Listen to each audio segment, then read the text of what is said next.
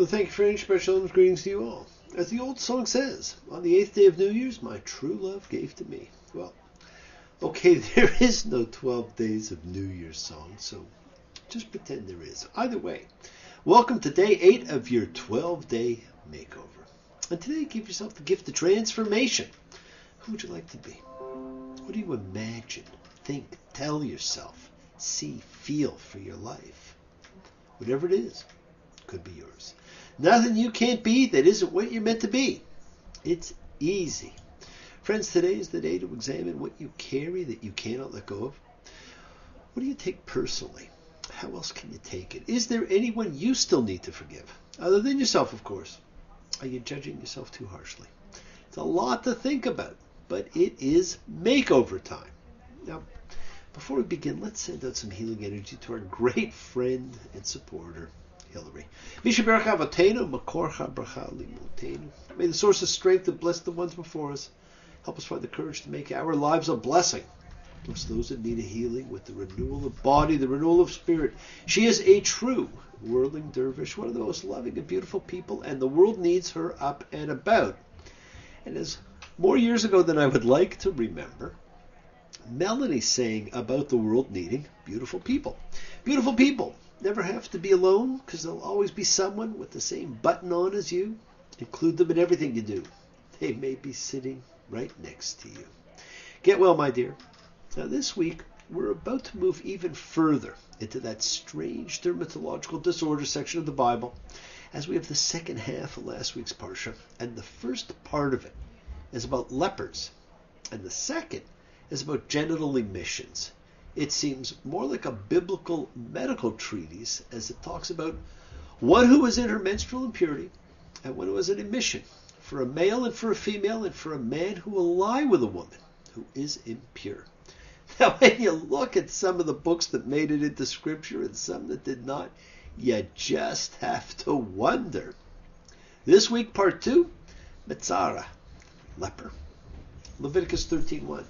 And the Lord spoke to Moses and Aaron, saying, should a person have on the skin of his body an inflammation or a rash or a shiny spot, and it become the affliction of skin blanch on the skin of his body, he shall be brought to Aaron the priest, or to one of his sons the priest. Well, there you go. Skin blanch. For centuries, Tzara was translated, or should I say mistranslated, as leprosy. But now more properly, as skin blanch. A whitening of the pigment, and as I said last time, I'll explain certain things a little bit better. The first sign God gave Moses back in Exodus 4:6. And the Lord said further to him, now put your hand into your bosom. And he put his hand into his bosom, and he took it out, and behold, his hand was leprous, like snow. And he said, put your hand back into your bosom. And he put his hand back into his bosom. When he took it out of his bosom, it had become again like the rest of his flesh. Now, that's the Chabad version. And it's very typical of most translations. Okay, so you put your hand in your robe, kind of like Napoleon. Pull it out, show it's white, put it back, and presto changeo. It's back to normal.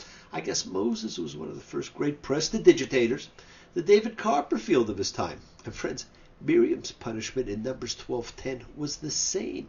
She is turned white when she complains of Moses' African wife. But once again, it is translated as leprous.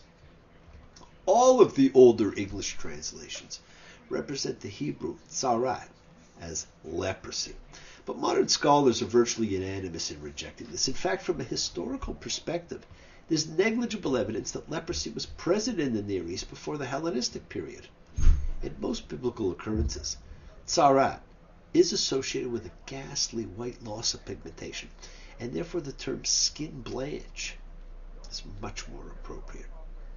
But what is important, and I know you all did notice, once again, my friends, in the event of illness, a trip to the priest is in order. Ooh-ee, ooh-ah-ah, ting-tang, walla-walla, bing-bang. Ooh-ee, ooh-ah-ah, ting-tang, walla-walla, bing-bang. And I bet Ellen knows that one too. Now, I personally like the Alvin and the Chipmunks version. Now, leprosy never made sense to me. What kind of sign was it that God would say, show everyone how diseased your arm can get, and then show them it's fine? That sounds more like a threat. Do what I say or else I will bring disease upon you. Okay, that is kind of what God does actually say, but that's another story. But here, what we have is once again the purpose of this book. Leviticus 13:4. When the priest sees it, he shall declare him unclean. Now, by declaring him unclean, the priest has imitated creation again. The division, the separation, as he separates the unclean members of the tribe from the clean. It is the impurity. The impurity, the separation, part of the larger issue of categories, holy and secular, pure and impure, which is the dominant recurring concern of Leviticus and pretty well all that it is about. And if you think that this is as simple as a cold, think again. The ramifications of being declared unclean can be huge. The priest declares, unclean, unclean, all the days that the affliction is on him, he shall remain unclean. He is unclean, he shall dwell apart. Outside the camp shall his dwelling place be. Talk about segregation. Again, there's a possible mistranslated wordplay, and that word is netek, usually translated as scab, but it means flakes, like dandruff. And perhaps the whitening flaked off as the recovery occurred to show that the unclean was becoming clean again, something that only the priest could declare. So this is all about separation, segregation, not belonging, being visibly different.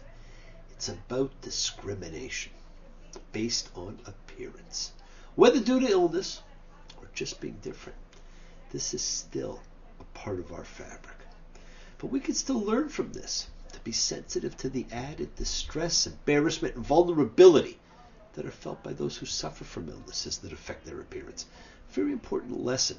It's going to be brought up shortly. As all lessons in Leviticus, the instruction manual for priests are by law.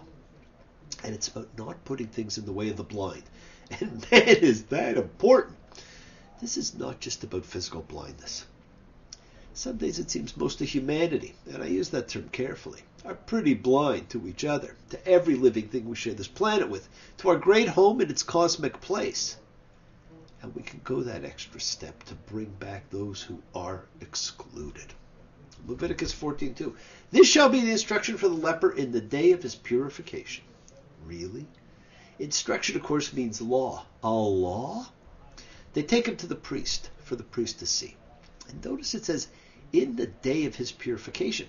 So what follows is not a ritual of healing. The person is already healed. It is a ritual of purification, of reintroduction. Now, the ritual of purification is all about reintroduction. So what can that mean? Well, it's more than just a reintroduction to the community. It is a reintroduction into holy, into sacred.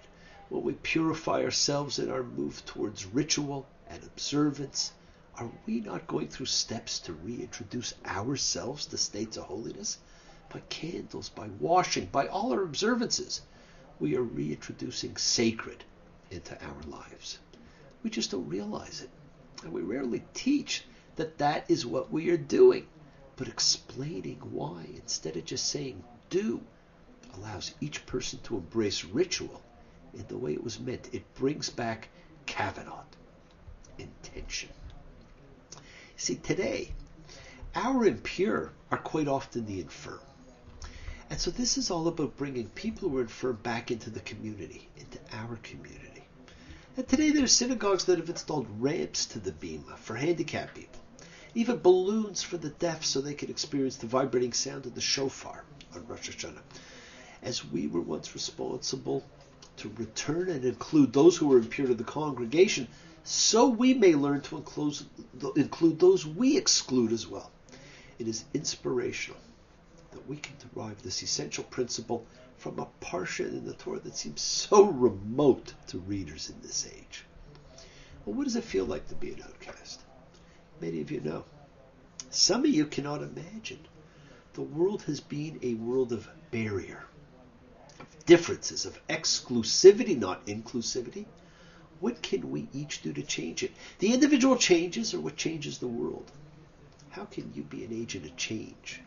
What is one thing you can do to break down the barriers that divide? On this day of transformation, in this week of creation, the life you want, what can you do?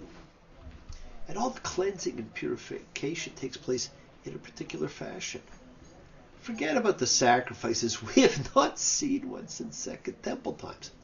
Notice instead the things we still do. Notice the phrase, over living water.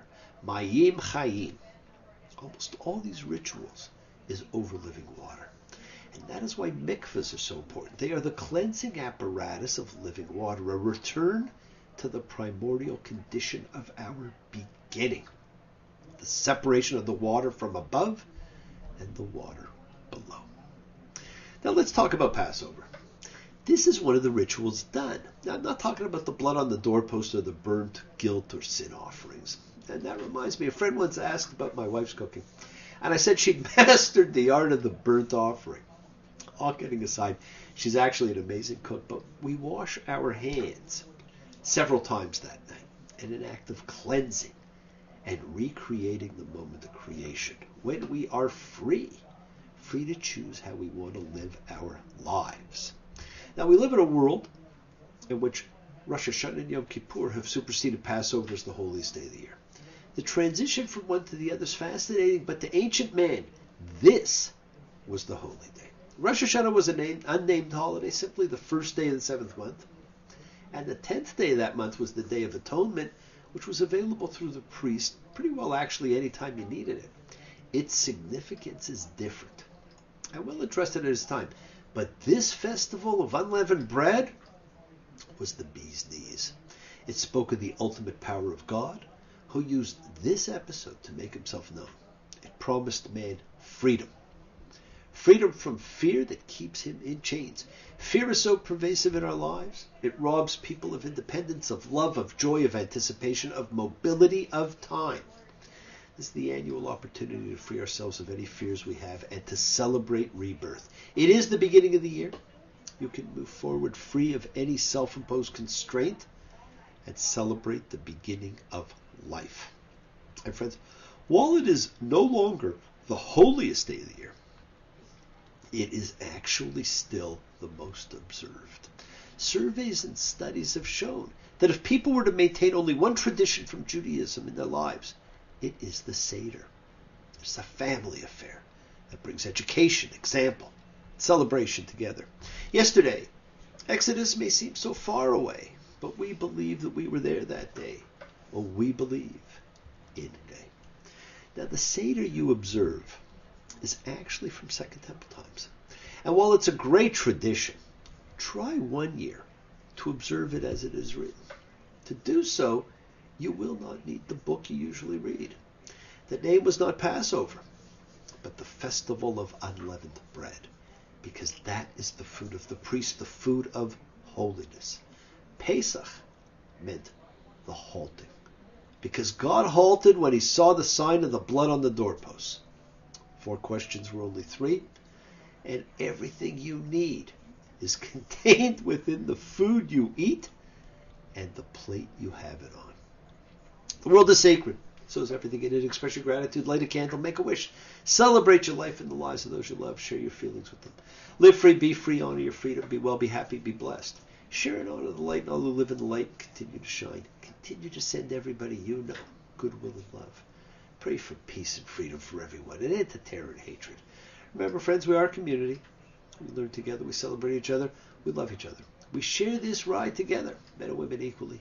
Let us send out love, not fear. Send out peace, harmony, good healing to all who need it. And please do learn to forgive and learn to love. Open your hearts. Honor the relationships of your life. Tell those you love that you love them. Take advantage of the time you have, and remember, the journey is yours to enjoy. We take twists and turns in the patterns that weave through the fabric of our lives in our effort to grow, to learn, to be, to love. So please do love. And share the light with all who live in the light and all who need the light. Send healing and love to all who need it. The time to celebrate freedom is now. The time to be reborn is now. What do you want? Who do you want to be? Seeing the arrow on the doorpost, saying this land is condemned. all the way from New Orleans to Jerusalem. Well, God is in heaven, and we all want what's his, but power and greed and corruptible seed seem to be all that there is. You can change it, my friends. That was, of course, from Bob Dylan's Blind Willie McTell. Bless you all. Have a fantastic week, a week of love and light and peace and healing and thanks. Send your goodwill to those who need it. Get well, Hillary. Get well, Sherry. Hang on, Mordecai. I'll see you in a couple of days. Keep on dreaming, keep being, keep teaching, keep sharing, keep shining, keep spreading your holiness.